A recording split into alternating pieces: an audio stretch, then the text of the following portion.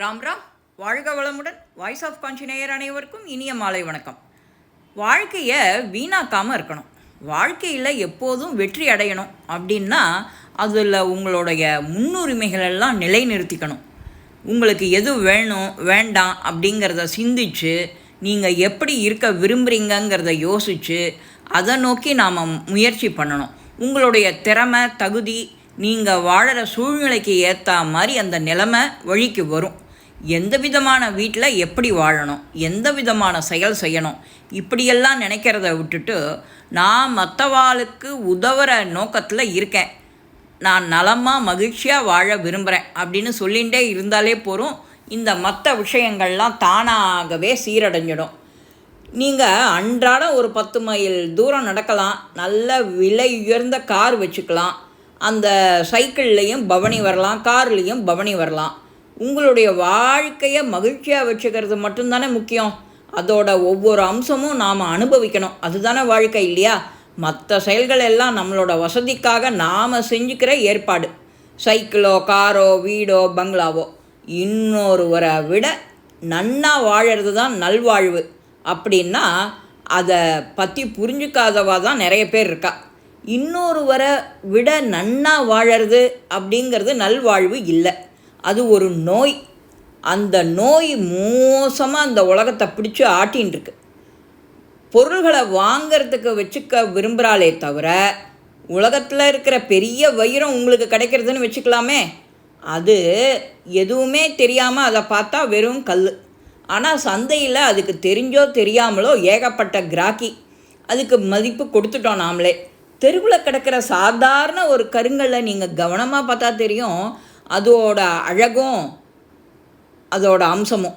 ஆனால் நாம் அதை ஒழுங்காக பார்க்குறோமோ? பார்க்குறது இல்லை. ஏன்னா அது நிறைய கிடைக்கிறது, அதுக்கு மதிப்பு இல்லாத போயிடுது. உலகத்தில் ரொம்ப குறைவான எண்ணிக்கையில் தான் அந்த வைரம் கிடைக்கிறது, எல்லாராலையும் வாங்கவும் முடியாது. ஆனால் அதை கழுத்தில் காதில் மூக்கில் அணிஞ்சுக்கிறோம். அது அழகாக இருப்பதாலா? இல்லை, அது போட்டுண்டா ஒரு கௌரவம். அந்த பழாப்போன கௌரவம் நம்ம மனசை கண்ணை இருட்டிடுத்து. வாழ்க்கை குறித்து இந்த மாதிரி தவறான எண்ணங்கள் தான் நமக்கு விஷமாயின்ருக்கு. இன்னொருவரை விட நன்னா இருக்க முயற்சி செஞ்சு தங்களை தாங்களே அழிச்சிக்கிறது தான் ரொம்ப ஜாஸ்தியாக இருக்குது. இன்னொருவரை விட நல்ல அழகாக காட்சியாக இருக்கணும் அப்படின்னு என்னெல்லாமோ போகிறா. பார்லர் போகிறா, மெஹந்தி இட்டுக்கிறா, தலையை பிளாக் பண்ணிக்கிறா, அந்த பெடிக்யூர் மெடிக்யூர். உங்களோட வாழ்க்கையை இப்படியா வீணடிக்கிறது? இன்னொருவரை விட நாம் அழகாக இருக்கணும், ரைட் தான். அது நம்மளுடைய வீட்லேயே நம்மளுடைய இடத்துலையே நம்மக்கிட்ட இருக்கிற சாமானை வச்சுட்டு பண்ணிக்கணும். அது வாழ்க்கையில் உங்களுக்கு அது எவ்வளவு இம்பார்ட்டன்ஸுங்கிறது நமக்கு தெரிஞ்சுக்கணும். அது உறுதி செஞ்சுண்டா அதை ஃபாலோ பண்ணுவேல், இல்லை பண்ண மாட்டேன். அந்த காலத்தில் அவெல்லாம் அப்படியா இருந்தா? உங்களோட முழு திறனை எதுவும் பின்னாடியோ நாம் அதுக்கு செலவு பண்ணிவிட்டு என்ன நடக்கணுமோ அதுக்கு நடக்க ஏற்பாடு செய்யாமல், அது ஏதோ ஒன்று நம்ம வாழ்க்கையில் பிறக்கும்போதே எழுதியாச்சு, இன்றைக்கி பிறந்தாச்சு அப்படின்னா அதன் தலையில் பகவான் ஏற்கனவே எழுதியாச்சு, அதுபடி தான் நடக்க போகிறது. ஆனால் நாம் எந்த இலக்குமே இல்லாமல் நிச்சயமான வாழ்வில், இந்த நிச்சயமில்லாத வாழ்வில் நாம் ஒரு வெறி கொண்டு அடுத்தவாளை பீட் பண்ணணும், அவளை விட முன்னேறணும், அவளை விட அவள் 2 கார் வச்சுட்டு இருந்தால் நாம் 4 கார் வச்சுக்கணும், 2 பங்களா வச்சுருந்தா 4 வச்சுக்கணும். இந்த மாதிரி தான் நாம் வாழ்க்கையை வீணடிச்சுட்டு இருக்கோமே தவிர நம்மளுடைய வாழ்க்கை இந்த சின்ன குறுகிய வாழ்க்கையை நாம் அழகாக வாழறதில்லை.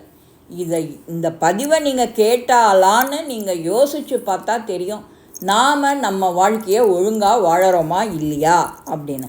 அதே போல் இந்த பதிவு உங்கள் எல்லாருக்குமே பிடிச்சிருக்கோம்.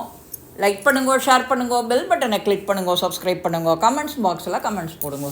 ஸ்ரீ மகா பெரிவா திருவடியிலேயே சொல்லணும். நல்லதே நடக்கும். ஆனந்தமாக இருப்போம் நண்பர்களே. வாழ்க வளமுடன்.